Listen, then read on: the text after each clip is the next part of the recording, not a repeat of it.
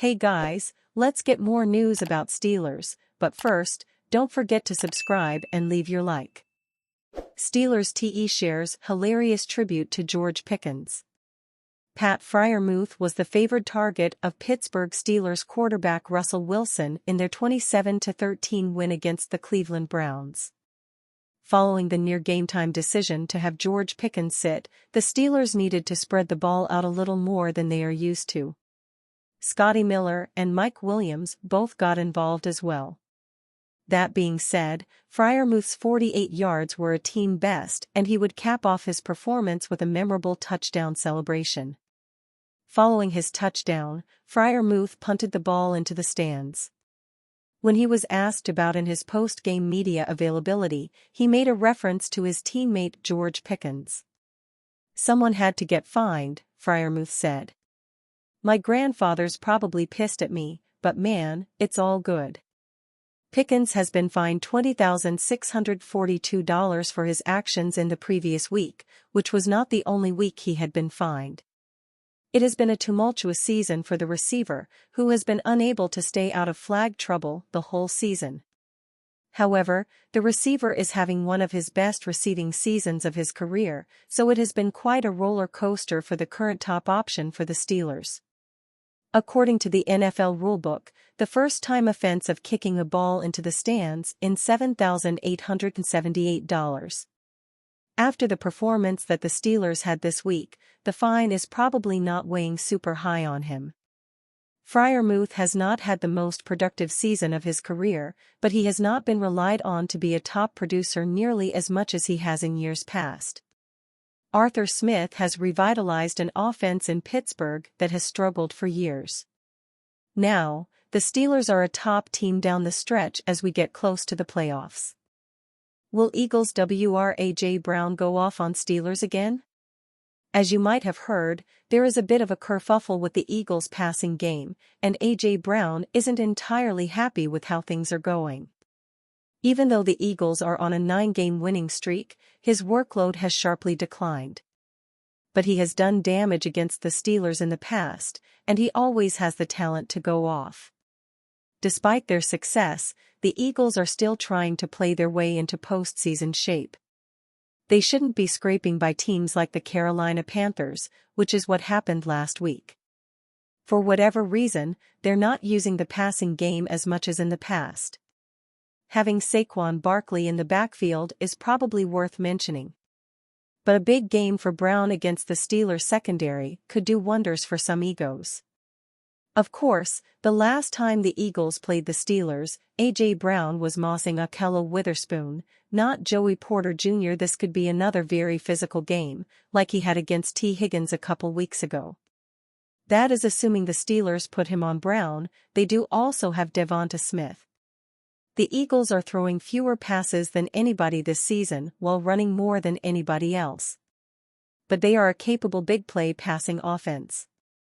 If the Steelers shut down the run, they can win one-dimensionally with Jalen Hurts and A.J. Brown and company. That's what makes this game interesting, because that will be the Steelers' strategy, muffling Saquon Barkley. This season, the Eagles have rushed for over 100 yards in every single game, the lowest being 113. They also have 5 200-yard rushing games, including a 300-yard game. And Brown still has 4 100-yard games. But in A.J. Brown, we're talking about a player who was averaging over 150 targets per season. Against the Steelers in 2022, Brown caught 6 of 10 targets for 156 yards and 3 touchdowns. And that was with Jalen Hurts throwing to him. The Steelers know what this man can do. The Eagles know what he can do. Riding a 9-game winning streak, though, they just haven't really needed him to be that guy much. Steelers urged to make a run at $21.8 million star WR for Russell Wilson. The full focus of the Pittsburgh Steelers is on the 2024 playoff run, but analysts around the league have also begun looking to 2025. Assuming the Steelers extend quarterback Russell Wilson, as multiple reporters covering the team expect they will, the next step will be to arm the veteran signal caller with more pass catchers than he currently has to work with. On December 10, Bleacher Report analyst Alex Kay implored Pittsburgh to swing for the fences, suggesting they make a serious run at Cincinnati Bengals rival playmaker Tee Higgins in 2025 free agency. The Steelers have been heavily linked to veteran receivers in trade rumors this season, Kay reminded, adding, while Pittsburgh ultimately had to settle for a deadline day move to acquire Mike Williams after various attempts to acquire Brandon Ayuk, Davante Adams, and Christian Kirk all fell through, the team still projects to be a major player in the free agent market. Higgins could be the player the Steelers' passing attack has sorely needed in recent years, the NFL writer continued. The team ranks a meager 23rd in passing right now and hasn't finished better than number 15 in that category since the 2018 campaign. While there's upside with George Pickens out wide and Russell Wilson under center, number 2 wideout Calvin Austin III has just 42 catches for 387 yards in 13 contests this season, a far cry from the 581 yards on 45 catches Higgins has put up in 5 fewer appearances. In other words, Higgins can be the Batman to Pickens' Robin, or vice versa. And while the Steelers' ceiling still remains to be seen in 2024, Wilson might end up needing more offensive firepower if he's going to lead this team to the Super Bowl inside a top-heavy AFC conference. Higgins would help with that, no question. Many believe Higgins will eventually hit the open market since the Bengals aren't known for spending a lot of money and they must also pay Ja'Marr Chase.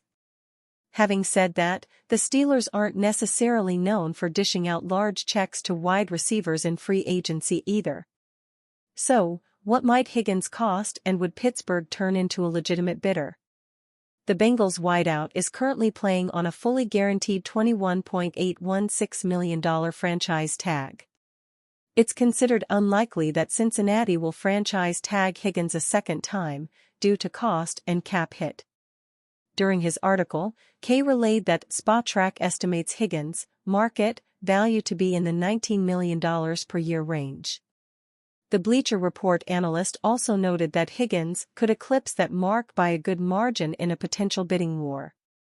The Steelers are projected to have a little under $54 million in available cap space in 2025.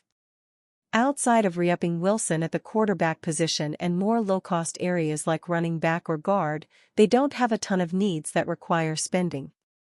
Especially when you consider that certain holes will be filled in the draft. At the end of the day, Higgins is a rare talent that doesn't hit the open market every day.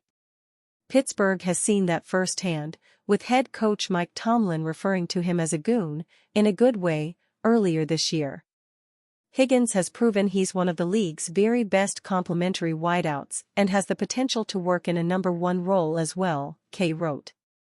He's already racked up 302 receptions for 4,265 yards and 29 touchdowns over his first 66 career games, despite playing in the shadow of Ja'Marr Chase in 4 of his first 5 seasons. Overall, Higgins is close to a can't-miss free agent. But no one's perfect. Over the past 2 seasons, Higgins has missed a total of 10 games with injury, and they've typically been lingering issues. The 25-year-old wide receiver is back healthy now and has been since Week 11, but his long-term health is the only potential drawback for a suitor, considering Higgins plays a very physical brand of football that puts extra wear and tear on his body. To be fair, Higgins only missed 4 games over his first 3 NFL seasons. So, this lack of availability has been more of a recent problem than a perennial one. And you fan? What do you think of the situation of Tee Higgins? Leave your opinion in the comments.